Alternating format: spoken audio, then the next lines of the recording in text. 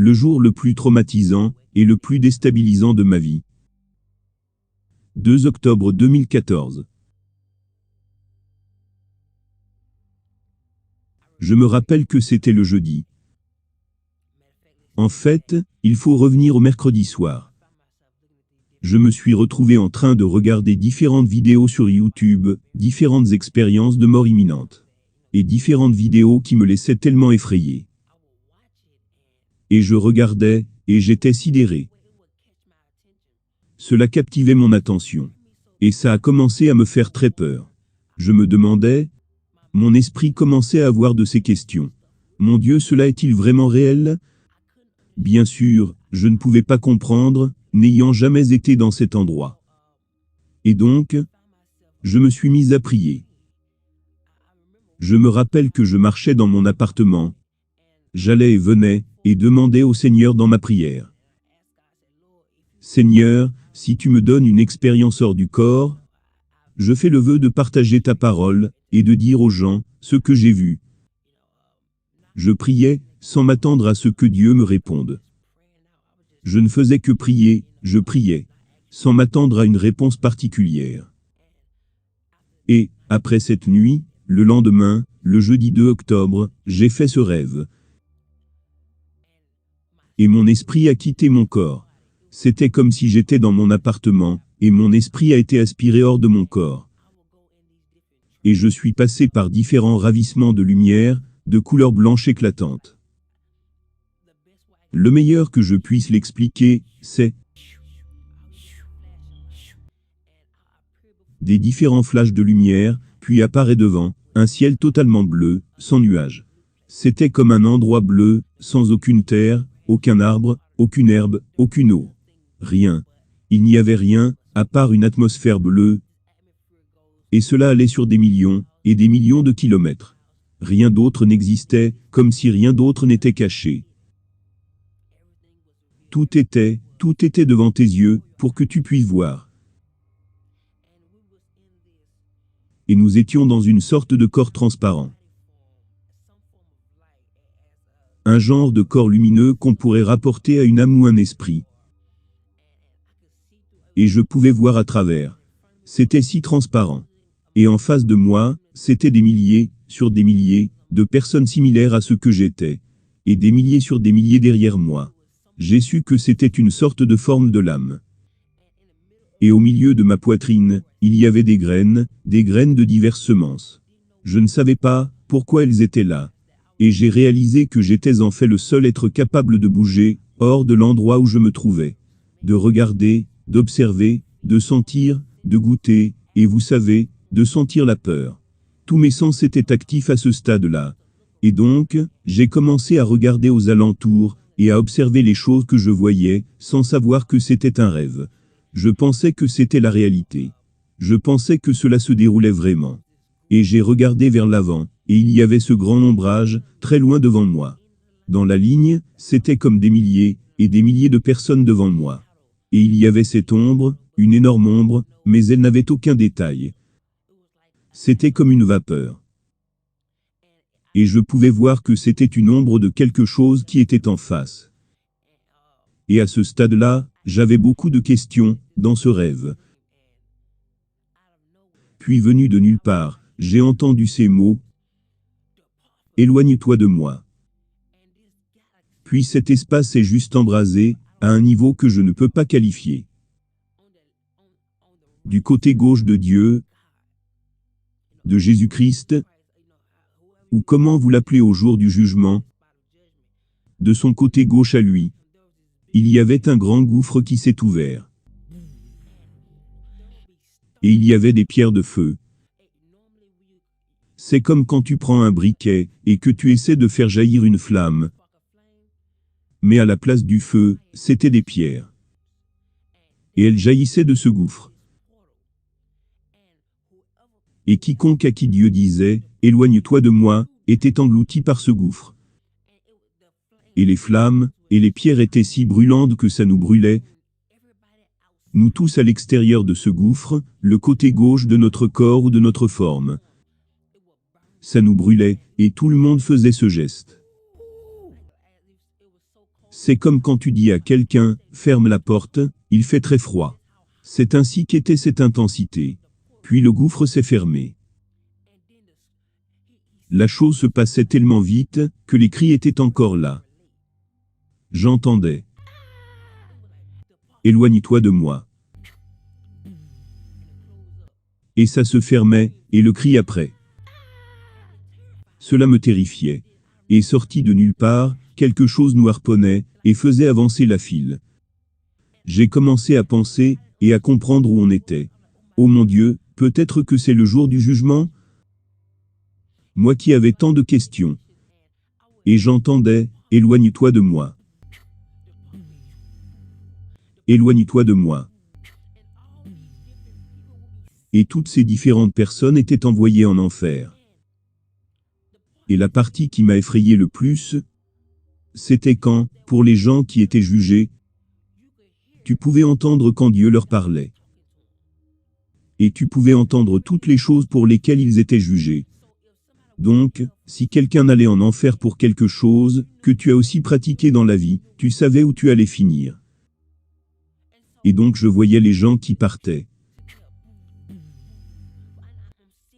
Je voyais des flammes, et ça nous brûlait constamment, nous tous à l'extérieur, qui n'avons pas encore été jugés. Et je pouvais entendre des personnes qui parlaient à Dieu. Et je me rappelle qu'il y avait une femme, avec des cheveux blonds. Dieu lui parlait. Il dit, je ne te juge pas, parce que tu as posté sur les réseaux sociaux. Mais je te juge pour la façon dont les gens l'ont reçu. 300 000 personnes se sont égarées à cause de tes publications. Et il dit, leur sang est retombé sur toi. Et de nulle part, éloigne-toi de moi. Et je ne peux pas exprimer combien ces mots étaient puissants. Immédiatement après, éloigne-toi de moi, tout était secoué. Et elle a été envoyée avec une grande force. Et le gouffre s'ouvre. Et elle y va, et ça se referme. Et puis, le cri était si agonisant que cela me terrifiait. Les gens qui pratiquaient l'idolâtrie, la fornication, beaucoup de ces choses que je pouvais entendre, ces personnes qui étaient devant moi étaient terrifiées, parce que beaucoup avaient trempé dans les mêmes choses. Et ils ne se sont jamais repentis. Donc des milliers, et des milliers étaient jetés. Ils allaient dans ce gouffre tellement rapidement. Je n'ai jamais vu quelque chose d'aussi rapide. Et c'est arrivé au point où j'étais le prochain dans la file. Et il m'a appelé. Et il a commencé à me parler. Et gardez à l'esprit que toute notre vie tient dans sa main. Et tout ce que nous avons fait au cours de notre vie témoignera contre nous. Donc tu ne peux pas mentir, parce que ta vie témoigne.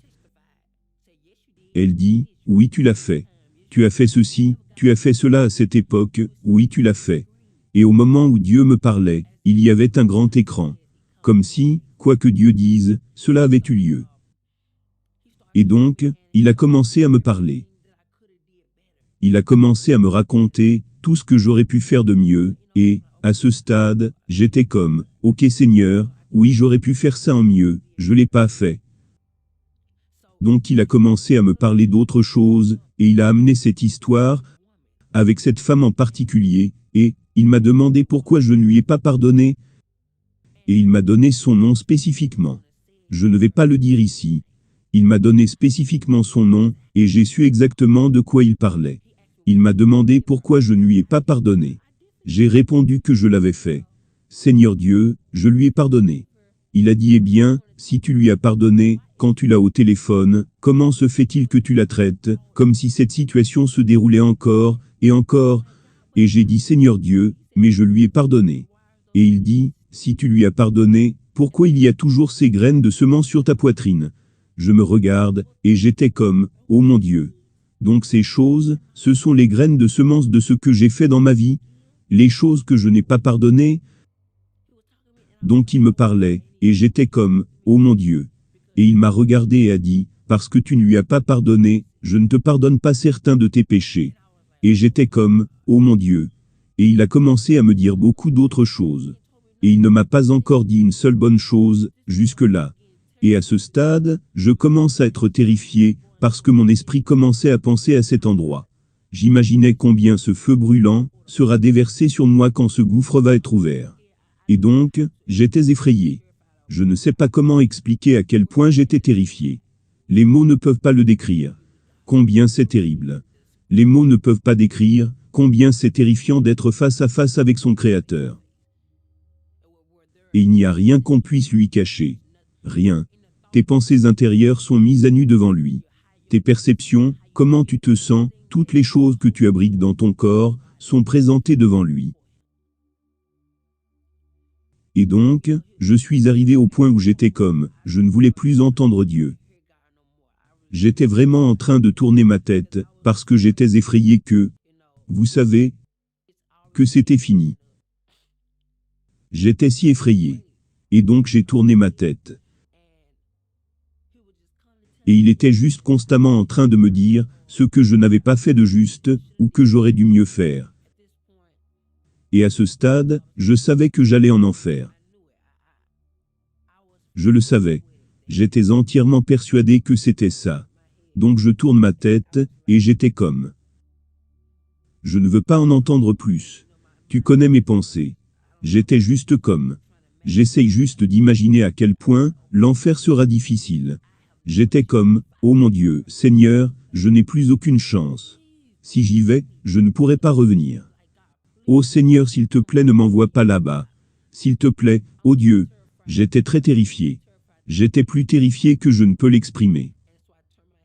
Et donc je tourne ma tête, et, à ce stade, je ne veux plus entendre ce qu'il a à dire parce que je savais, à ce stade, que j'allais en enfer. Et j'avais ma tête tournée. Et sorti de nulle part, il y a eu cette sensation rafraîchissante qui est venue sur mon âme. Et je tourne ma tête, en ralenti, et des larmes coulaient de mon visage. Et j'ai regardé le Seigneur Dieu, je le regardais. Quel va être mon jugement? Et il m'a regardé, et m'a dit tout droit au visage, tu ne recevras pas, bon et fidèle serviteur. Tu vas recevoir, tu as réussi à peine. Et il a fait un pas en arrière et a dit, viens. À ce stade j'étais très confus, j'étais comme, oh mon Dieu. Et du côté droit de Dieu, le ciel s'est ouvert. Si doux, avec des lumières brillantes, des couleurs indescriptibles, des couleurs que je n'avais jamais vues dans ma vie. C'était tellement, tellement si beau, tellement incroyable. Et les couleurs explosaient à mesure qu'elles grandissaient. Elles grandissaient à mesure que le ciel s'ouvrait, si tendrement. Et je marchais dans cette direction, et, alors que je dirigeais ma main vers le portail, les doigts de ma main devenaient plus grands. Les doigts de ma main grandissaient, c'était comme si je grandissais. Comme si je grandissais dans un état de maturité, d'un corps glorifié. Et donc mes jambes aussi sont devenues plus grandes. Et tu pouvais voir à quel point j'étais devenu plus grand de l'autre côté. Et comment mon âme a été transformée dans un corps glorifié. Et mon corps était en train de passer à travers, et la seule partie qui restait était ma jambe droite et juste, avant que mon pied ne soit posé, je me suis réveillé. Le rêve m'avait tellement effrayé. Je suis resté sous les draps pendant des heures. J'étais tellement terrifié, j'étais terrifié de bouger, j'étais terrifié de faire quoi que ce soit, parce que j'avais peur que cela soit ajouté à mon jugement. Je pensais que c'était le jugement. Je ne l'ai pas ressenti comme un rêve. Je pouvais ressentir, je pouvais goûter, je peux vous dire ce que cela m'a fait ressentir.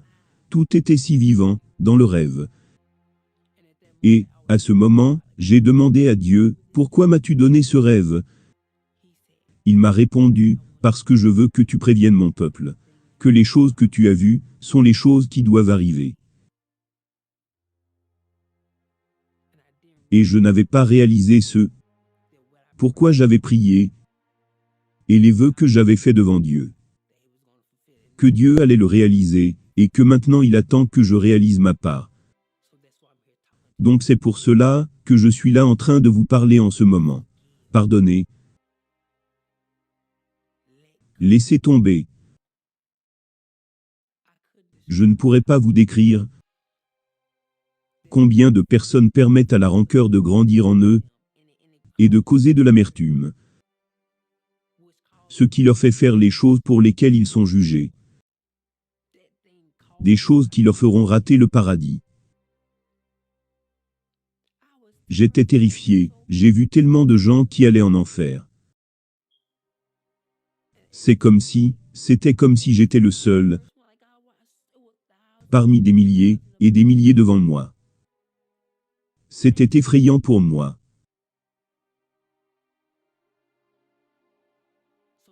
Donc aujourd'hui, je vous encourage à vous réconcilier avec Dieu, à vous réconcilier avec votre entourage, vos ennemis, l'Église qui vous a fait attaquer des personnes à l'intérieur. Mettez les choses en ordre, car l'enfer n'est pas digne. Dieu m'a fait tellement peur dans ce rêve, mais je sais que c'est pour une raison. Donc aujourd'hui, choisissez l'amour. Acceptez Jésus-Christ comme votre Seigneur et Sauveur. Croyez qu'il est mort sur la croix pour vos péchés et mes péchés, et après qu'il soit mort, il est ressuscité le 3e jour. Croyez qu'il est le Fils de Dieu. Lisez les Écritures et appliquez-les dans vos vies, pour que lorsque Jésus reviendra, il ne voit pas votre chair, mais voit sa parole. Je vous y encourage aujourd'hui. Pardonnez, aimez et regardez comment Dieu va changer votre vie. Et merci d'avoir regardé. Soyez bénis. Cher ami, merci pour le temps passé sur cette vidéo. Nous espérons qu'elle vous a béni. Si vous désirez avoir une relation personnelle avec Dieu, à travers la personne du Seigneur Jésus-Christ, vous pouvez simplement faire la prière suivante, du plus profond de votre cœur. Dites, audiblement, Seigneur Jésus-Christ, je reconnais que je suis une personne qui a péché contre Dieu. Je reconnais que c'est par amour que tu es mort à ma place, à la croix du Calvaire, pour me sauver. Pardonne tous mes péchés. Viens dans mon cœur et réconcilie-moi avec Dieu. Je t'accepte aujourd'hui comme mon sauveur personnel et mon Seigneur. Amen. Si vous avez sincèrement fait cette prière, nous croyons que le Seigneur Jésus-Christ viendra à vous et vous guidera. Dieu vous bénisse. Amen.